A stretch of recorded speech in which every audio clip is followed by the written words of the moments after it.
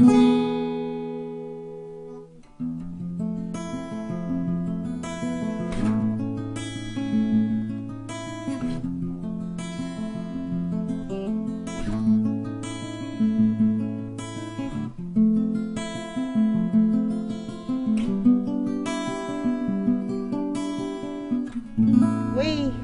go back thousands of years, my family.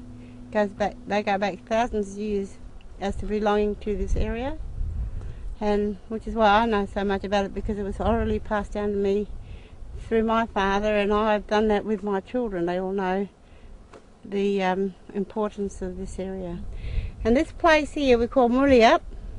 The hill that you see behind me is Mulliup, and the one behind her is Twirup.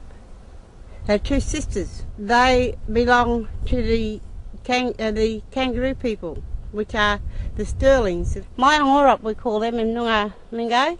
We call all this area Mulliup. And they were promised to the same man that came from down Cape Ridgeway.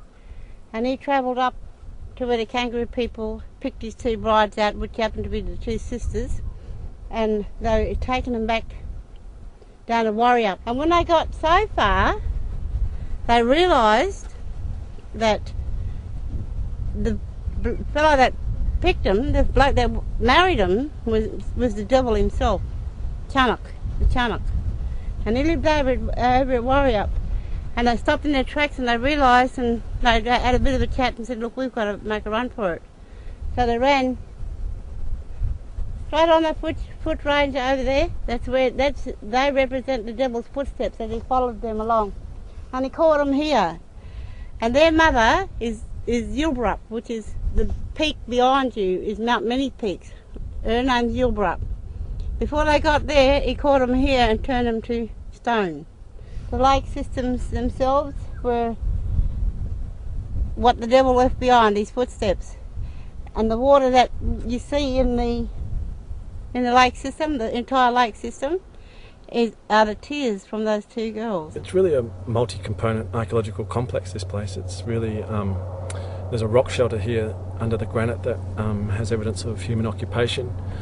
We don't really know exactly how long ago that occupation goes back to, but that's part of the investigation, is to do some excavations and determine how long people have actually used this area. They're artefacts that indicate very clearly that people were here thousands and thousands of years ago, and they were making their tools. There's quartz, there's all kinds of things at the top of this rock, and it makes a lot of sense when you get up to the top and you have a look out over this magnificent lake area.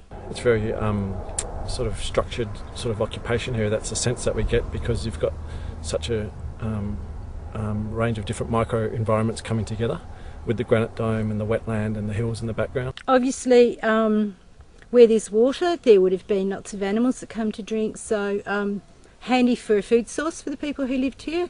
But also this particular area is on a walkway, if you like, or a walking path, because our roads, the roads that we have today, many of them have been made from old Aboriginal walk trails. But it was traditional for Aboriginal people to always keep large outcrops in sight as their pointers. From the top you can see Mount Many Peaks, you can see the Sterlings, you can see the Parongarups, and so it actually was a point for people to actually find their direction.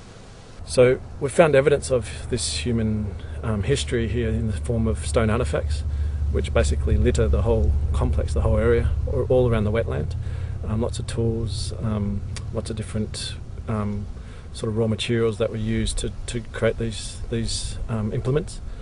We've found evidence of scarred trees, that people have actually used stone axes to carve out implements for water carrying or seed collecting. At the same time as this archaeological investigation is going on to document the human history, we're looking at environmental conservation and the biodiversity conservation, which from a traditional sense goes hand in hand in many ways, because when you're talking about looking after the culture and looking after the heritage associated with this place, you're also talking about looking after the land.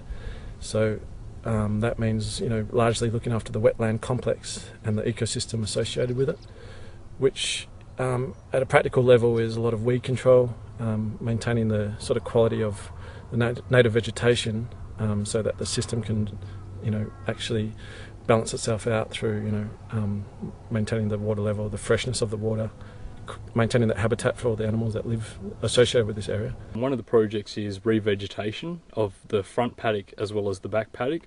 So across the back paddock is the Lake Pleasant view. So what we've done is we've worked with TAFE, and we've got about 30,000 seeds and direct seeded the actual front paddock and the back paddock of the area. So getting a lot of the young people out and working with the elders in the area to revegetate this property. Because our people have been, and Aboriginal people all over the country have always been caring for country, and this gives us the opportunity to practice that on a select piece of land. Each time we come out here we find that she's healed just a little bit more and a bit more and a bit more, and I think it's because we've taken an interest in it and we're actually now coming back to restore it to as much as possible to what it was.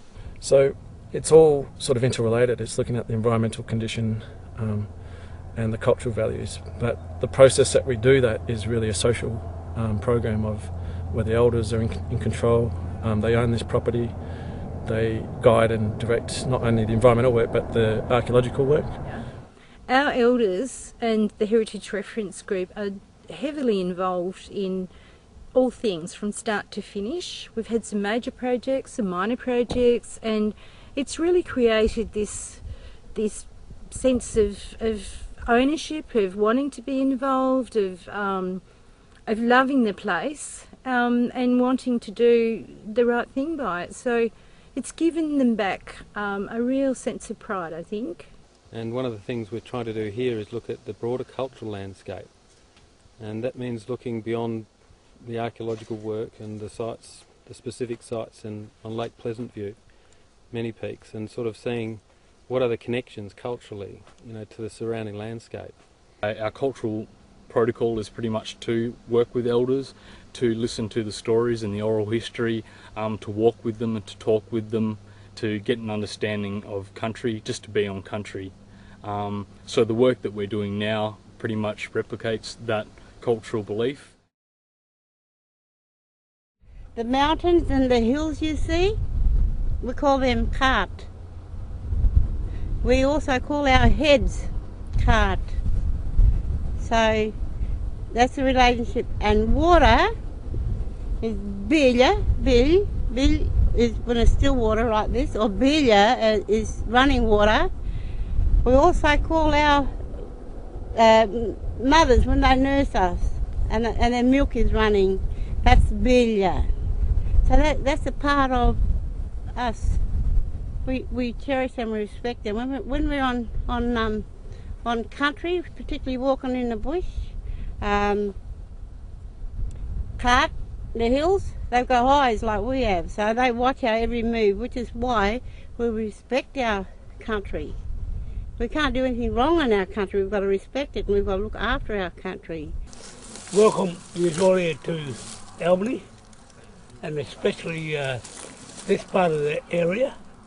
So this part of the area is very special to the Noongar people of Albany. And what we're going to do is look for some golden Sydney wattle, is what you call this stuff, and it's a weed. This one's a native one. Yeah. It looks similar. No vein, one vein. So it's very distinct single vein with a red stem. Yeah. So don't pull that one. This one's got Pull two that veins. We're walking through the bush here. We'll come around with you, pulling out this plant. And we've got school kids out here, TAFE kids out here, NRM officers out here, archaeologists out here, and people specialists in water conservation and ecology from all the different departments. So it's a really good effort to try and maintain this wetland system and protect all the values that are associated with it. And it's not just about archaeology, it's about natural resource management as well. And just basically develop a model where it engages the community, gets everyone involved, including youth, including elders, including NRM, everyone. So in the two small test excavations on the property, we found in excess of 500 stone artefacts. Most of the artefacts we are finding are the debris or the waste material that comes off in the manufacture of stone tools, formal implements that were used for a variety of tasks. One of the exciting discoveries we've found on this property are the number of backed artefacts or blades that have been recovered from the excavations. These tools are formal implements that were first appear in the Australian archaeological record sometime in the mid-Holocene, between 7,000 to 5,000 years ago. So basically we collect the artefacts per spit, and once we collect them we bring them back to the lab and we analyse them, so basically just measuring the artefacts and weighing them and recording any other attributes that we need to, and we add that into a database, and that way we can use it to integrate with other artefact data that we have from the property and from the region. And we did get a radiocarbon date from one of the excavations that was done last April. That was 3,000 years old. We're doing community archaeology, so we always ask what the traditional owners want to do with all this material, so everything is in their control, basically, even all the data and everything. If they don't want me to use it, then I won't use it. It's all up to them. Sometimes they may choose to house and exhibit some in the museum, and most of the time we'll just rebury them. When you have community-controlled, community-owned sort of programs like this, they really work because the number of groups that are involved integrate really well, and everyone takes part of their own special component, but together, you're actually making a difference. But it's also some leadership. We're actually demonstrating some leadership in this regional community to say, well, this is how we can do it, and these are the benefits for all of us. And I think, you go back there in 5 or 6 years when these seedlings that we just planted take off, and it'll be hopefully a different landscape with some really good partnerships. So it really is a sort of contemporary way of the traditional land management practice, by having the elders and the group manage and oversee while the young people come in and do all the on-ground work and practical things while they're learning about culture and history and land care. So we basically turned a bad situation into a very positive situation.